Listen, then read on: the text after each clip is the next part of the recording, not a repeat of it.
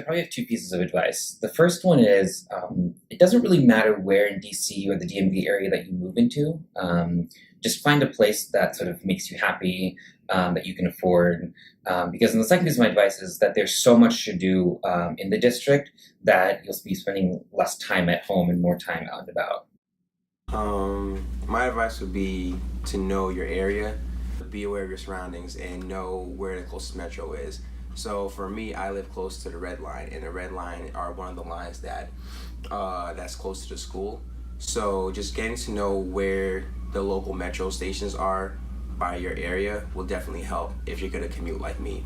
Practicing your commute to school, not to do it the first day when you get here, because if you're like me, you need to plan out everything and be really methodical with it. And I actually practice coming to school a week before my orientation. Check the weather report. Umbrellas are a must. It does rain, and you don't want to be that commuter that goes back home and it's pouring down raining. The advice I'd give to new students that are coming to the DC area would be willing to explore. If you're actually living within DC limits, really start to learn the metro system and the bus system. They're really easy. Look at you to all the hot spots. Definitely Google and take advice from either your neighbors or friends that you know, because sometimes the hidden gems are not the things that are kind of advertised, like monuments and things like that. So really explore the small neighborhoods like H Street, U Street, and not necessarily the ticket items that you think are the best things to go to. Getting to know the metro is probably the most important part, learning how to navigate it, learning which lines are most convenient for you, and just getting to know things that are around you, like things that you may need, such as like gyms or grocery stores, stuff like that.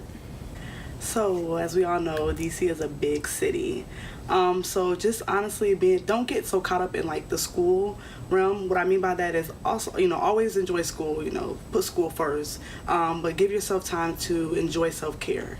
There's a lot of museums around, a lot of festivals, a lot of nice restaurants where you can go to. So being able to really explore DC, is a lot of history in the city. So being able to really enjoy it, learn about it, and become familiar with the area, because it's always good to know what area you're studying in.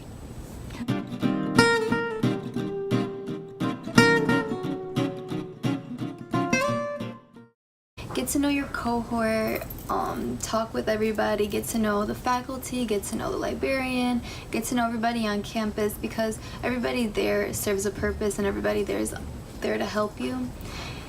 And just expands your resources, and your cohort's going to be there. You guys are going to be going through the same thing, same classes, so you guys can have each other's back. So, an advice I would give an incoming graduate student would probably be to find something that's yours. So, find a hobby, whether it's dancing or singing or it's painting or running or whatever it is that you love to do. Make sure you build that into your calendar and make sure that you build everything else around that. And that way you still have some time to yourself and you can be away from campus a little bit more. In terms of coming to grad school in general, my advice would be, one, do your readings. I'm sure everyone's told that in school, but that's really important because not only are you doing yourself a disservice if you don't, but then you might be missing out on material that you could be using, not only in classes, but also in your actual experience.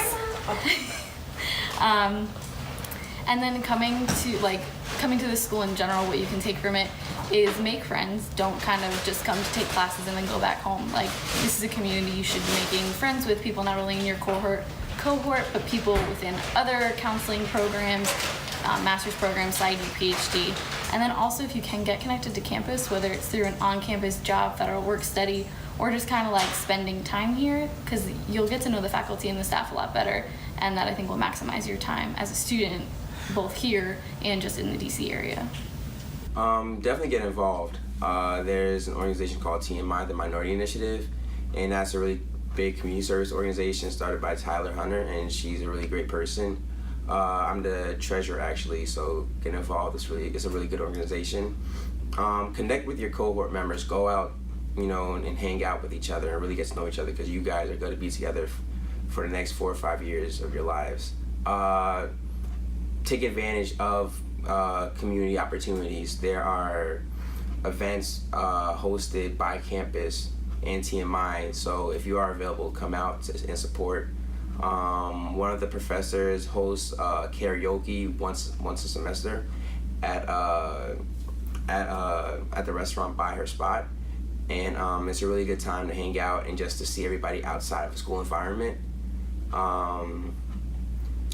Connect with your professors as well. Stop by their office hours and really get to know them, because these are the people that are going to be training you and making you the best clinician as possible.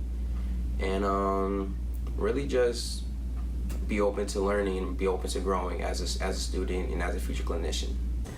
Whew. Become mentally prepared. What I mean by that is if you've never sat down with a therapist before, find a therapist, sit down with a therapist, get to know yourself, get to know your strengths, your weaknesses. If you haven't got your CVs yet, start preparing your CVs, your resumes, whatever you want to call it.